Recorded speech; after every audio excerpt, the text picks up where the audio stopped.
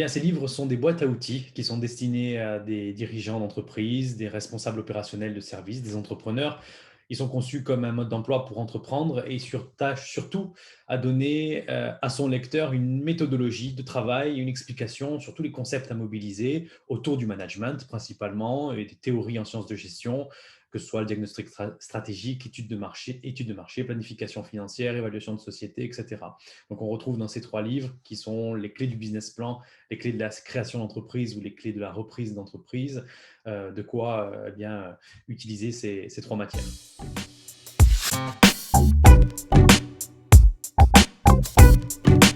Ce qu'on peut découvrir dans ce troisième livre, les clés de la reprise d'entreprise, eh bien, ce sont tous les outils qu'il faut mobiliser pour pouvoir reprendre une entreprise. Alors, j'ai volontairement axé le livre sur, sur le repreneur lui-même pour qu'il puisse appréhender les outils à utiliser pour pouvoir aborder la transmission d'entreprise avec un cédant. Par exemple, eh bien, comment rechercher une opportunité d'entreprise sur son territoire ou ailleurs, comment préparer sa première rencontre avec un chef d'entreprise qui va partir à la retraite et qui souhaite transmettre et vendre son entreprise au plus tôt, comment évaluer une société, quelles sont les formalités juridiques, fiscales, administratives à réaliser avant la reprise ou encore, eh bien, évidemment, monter son business plan et aller chercher des fonds pour pouvoir réaliser cette opération de rachat.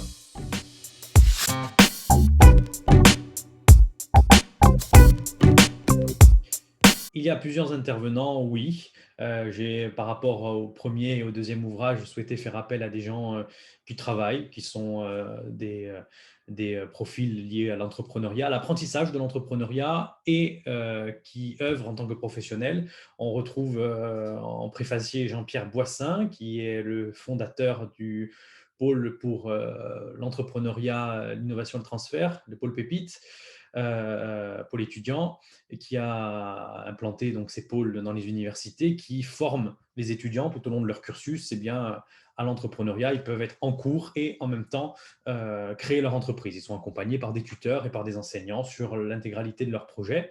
On retrouve Christophe Storail, qui est le directeur du centre de formation des apprentis de l'Université de Corse, qui est un de mes anciens enseignants, qui est devenu un ami et qui m'accompagne et qui œuvre beaucoup sur le territoire dans l'apprentissage et notamment l'apprentissage pour devenir aussi chef d'entreprise. Et on retrouve ensuite quatre personnalités. Nathalie Lamette, qui est responsable pédagogique de la licence pro entrepreneuriat à l'Université de Corse. Adrien Tête, qui est chef d'entreprise, qui a lui-même participé à une reprise d'entreprise familiale avant de passer à une création. Luce Lec, qui est consultante en ressources humaines, qui est une amie, qui a accompagné beaucoup d'étudiants et de chefs d'entreprise à développer leur entreprise et à en racheter. Et enfin, Sébastien Beillet, qui est un start-upper qui a amené son entreprise Agicap sur une pente à succès, puisqu'aujourd'hui, c'est une belle entreprise qui se développe comme solution et logiciel de trésorerie. Il intervient sur quelques pages pour expliquer bien quelle est l'importance de la trésorerie, même dans un rachat d'entreprise.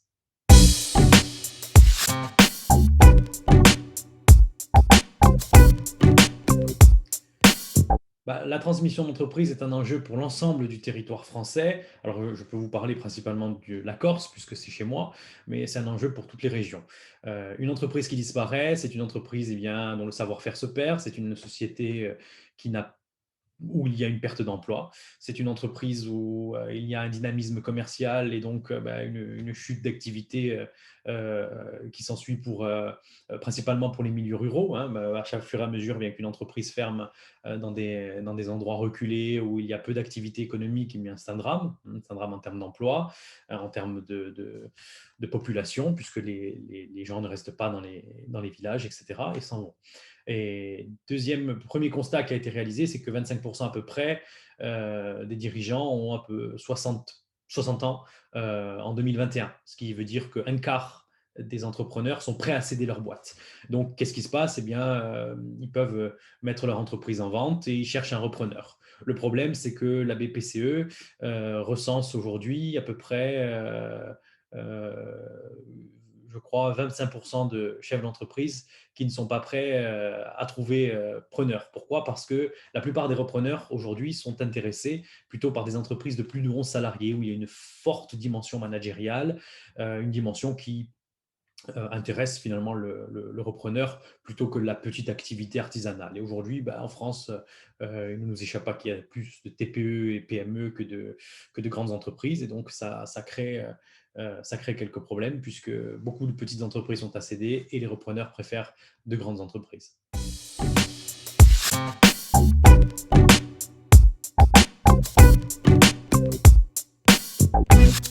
Ben, un entrepreneur qui ne cède pas son entreprise, c'est une entreprise qui perd de la valeur. Car contrairement aux idées reçues, ce n'est pas parce qu'on désendette une entreprise qu'on augmente la valeur. Ce qu'un entrepreneur va racheter, alors il a deux façons principales d'acheter. C'est soit il achète un fonds de commerce, l'actif, une partie de l'actif du bilan, donc il va récupérer les immobilisations, les machines, les brevets, la marque qu'on peut valoriser, les stocks. Il va devoir apporter avec lui les contrats de travail et rien d'autre. Voilà. Il laisse la coquille vide avec les dettes à celui qui détient les parts de la société. Ce qu'il fait le plus souvent, c'est que l'entrepreneur cède les titres de la société, donc ses actions. Et quand il cède les actions, eh bien, il faut valoriser ces actions. Pour valoriser ces actions, on passe d'abord par une évaluation de la société, donc de tout l'actif économique de la société. On lui donne une valeur. Et lorsqu'on soustrait l'endettement, on trouve la valeur des capitaux propres.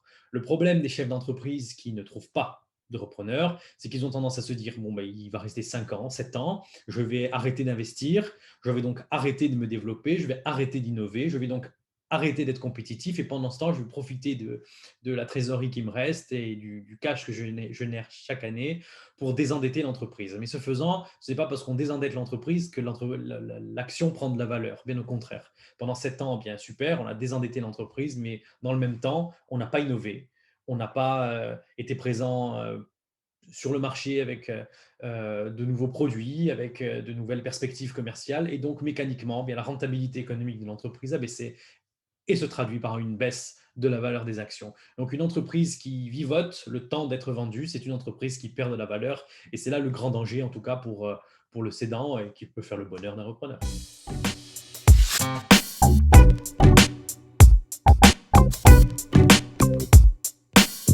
Il n'y a pas de solution miracle aujourd'hui pour la reprise d'entreprise. Les universités, les écoles de commerce, les chambres de commerce et d'industrie sont fortement mobilisées sur ces sujets. Je pense qu'on peut faire encore plus. Ça va devenir un enjeu national, ça c'est certain. Aujourd'hui, comme je vous le disais, toutes les entreprises, surtout dans les zones rurales qui ne trouvent pas de repreneurs, sont des entreprises condamnées à disparaître. C'est des emplois supplémentaires détruits et donc qui ne vont pas trouver de successeurs. Il faut donc créer de nouveaux emplois, ce qui est une autre stratégie, hein, c'est-à-dire que voilà, il y a un nombre de chômeurs aujourd'hui, de personnes qui n'ont pas d'activité. Il faut pouvoir donc recréer des emplois supplémentaires pour compenser les entreprises qui ont disparu. Ça passe par la formation, ça passe par la mise en relation et par une politique d'accompagnement plus, plus, euh, plus au cas par cas, je dirais, par région, voire par micro-région. Hein, pourquoi pas à l'échelle des communautés de communes, pour pouvoir détecter les entreprises qui vont être vendues par rapport à une pyramide des âges aux entrepreneurs et ensuite c'est bien participer à un travail d'accompagnement auprès de ces entrepreneurs pour les convaincre de communiquer sur leur session, ce qui n'est pas toujours évident, sur leur volonté de céder en tout cas, et identifier près de chez soi eh bien, un repreneur potentiel que l'on pourrait accompagner par de la formation. Donc c'est détecter d'abord et accompagner un repreneur ensuite. Donc dans les deux cas, c'est un travail de 5 à 7 ans que les micro-régions sont capables de faire.